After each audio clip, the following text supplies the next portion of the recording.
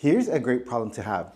Being so busy that you can't take on any new clients. You don't have capacity, you don't have bandwidth, you don't have enough help. Whatever the reason is, in the end, you are saying no to clients that are willing to pay you what you're really worth. And what we end up doing is choosing to continue helping legacy clients. And these are the clients that are paying lower invoices, maybe even demanding more of your time. And at this stage, when you say yes to something, you're actually saying no to something else. So if you think about it, you're saying yes to continuing to help your legacy clients that are paying lower invoices, while you're saying no to potential new clients that are willing to pay higher invoices. I definitely know how that was. I ran my business that way for the first 10 years.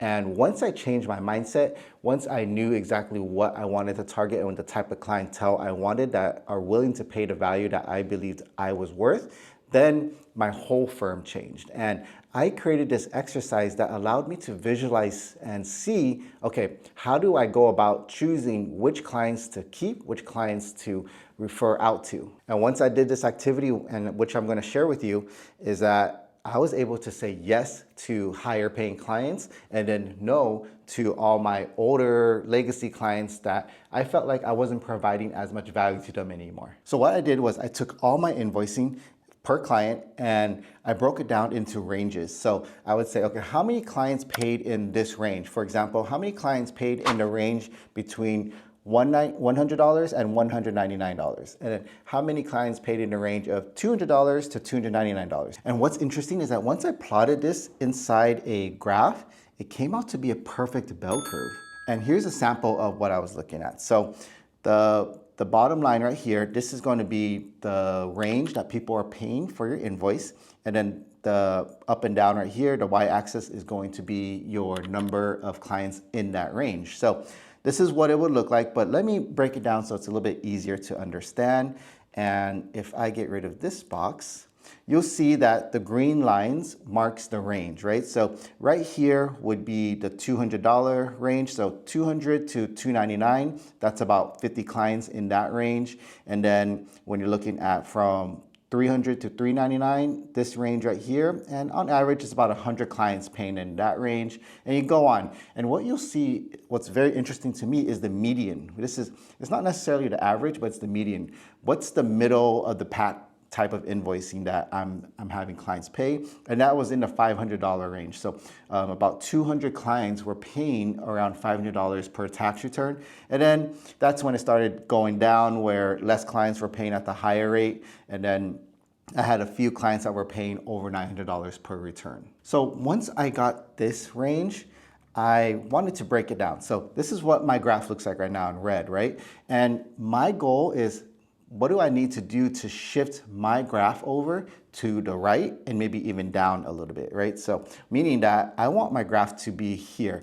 I want to be in the green area, right? So originally I'm in the red. This is where I am currently. And where I want to be is actually to the right, where my median or average invoicing is actually increasing. But also I wanted to go down a little bit, because even though I want my invoice to increase, which is going to the right, I want it to go down because that means I'm taking on less clients. And the whole goal with this thing was to help me get into the mindset that I can take on or work with less clients while charging a higher invoice. So that's the goal I wanted to do right here, was how do I shift this bell curve over to the right and down a little bit? So what I did was I took my current status, my current invoicing, which is this one, right? Remember, my average invoicing was around $500, which is here.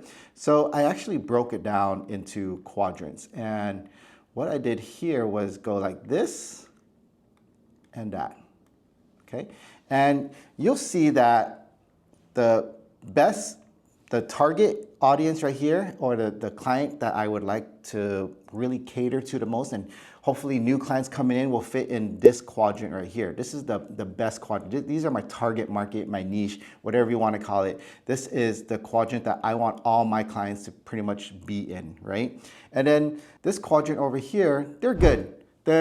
These are the ones I still want to keep, and I still want to help out, and hopefully in time that I could get them down to this bottom quadrant, the bottom right quadrant right here. That will be my goal, but these are kind of good clients to work with as well.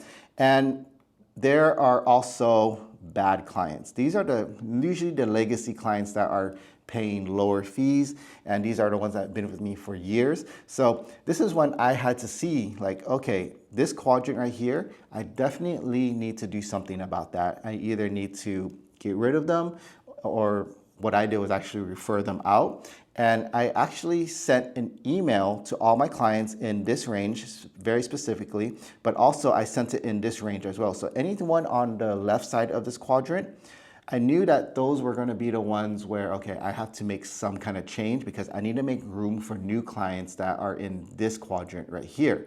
So what I did was pretty much everyone in this range right here, everyone on the left side of this quadrant, I emailed them and I said, hey, I'm going to raise prices, but with the extra price raise comes tax planning, tax advisory, where I'm going to help walk through how they could save even more taxes. And you'll see that the bottom left quadrant right here, most of those clients, they don't need tax planning. They are maybe W-2, very simple returns, or even retired people where they don't need tax planning. So I knew that I was going to lose this client base right here, which I was going to be fine with because I had a waiting list of new potential clients coming in that were actually in this range right here. So I didn't mind losing them, but I did offer them a way to be referred out. So instead of me saying, hey, you're on your own, I'm going to raise my prices. If you don't pay it, then you go find someone else. I actually scoured our local other tax practices. And I said, okay, hey, I'm going to be referring some clients. Here are the general invoicing costs that I was charging them. And this is the type of level of complexity that they had. Usually it's very simple. Are they willing to take on those type of new clients if I were to use their firm? And within the email, I said, hey, if I understand it's a big price increase. If you would like to be referred out, I do have a list of referrals, and here are the 3 top referrals I think would work best for you. And they could just contact the referrals themselves and see if they wanted to work with that firm or not. But at least I gave them guidance on where to go and not just kind of left them hanging. So for the bottom left quadrant, that's where most of the clients left. Now, the top left quadrant, this quadrant right here, this was interesting because I found that a little bit over half actually left and a little bit under half stayed, that where usually the ones that are in this range right here where they're paying around close to $500, they were okay with my new price increase to say $900 because they saw that, okay, they could use some value out of the tax planning. Maybe they weren't using it before, but now, okay, to pay an extra $300-$400 for the tax return to also get tax planning, then they thought it might have been valuable. So they were actually moved over to the right side of the quadrant, right? So they're originally on the left side, and I got about a little less than half to move over to the right side, while the other people, they left because they felt like maybe they don't need tax planning. Maybe it's not something that they know or are interested in. So that's okay. They left, but I also sent them a referral list of other tax accounts that they could work with. So once I saw this graph and once I actually did this quadrant, I knew exactly who I was going to target. I knew my new clients that were coming in, which ones I wanted them, in which quadrant they should belong in. And I always aim for this quadrant when new clients came in, because I was able to take on new clients in this quadrant that replaced all the many clients that actually left on the left side of this quadrant.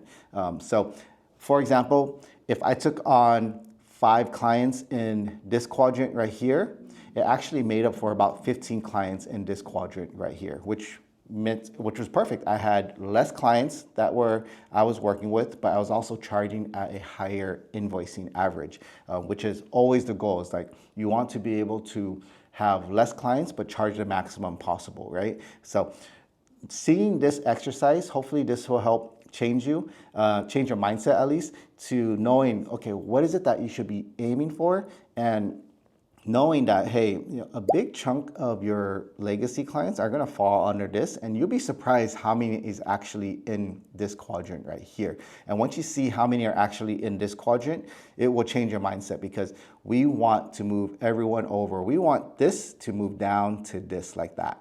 Okay, that's our goal, is to move this bell curve to the right and down. If you found this to be helpful, consider signing up for our membership program, which is also a mentorship program. So we have CE courses, CPE courses available, and also we have weekly roundtable meetings and monthly workshops as part of the membership program, where we go through a lot of these things, not only just tax topics, but actually how to run a firm, how to talk to clients, and everything that's not included in normal CE courses, which is just like tax topics, but we also go through the details of what you need to do to be a better tax professional for your clients.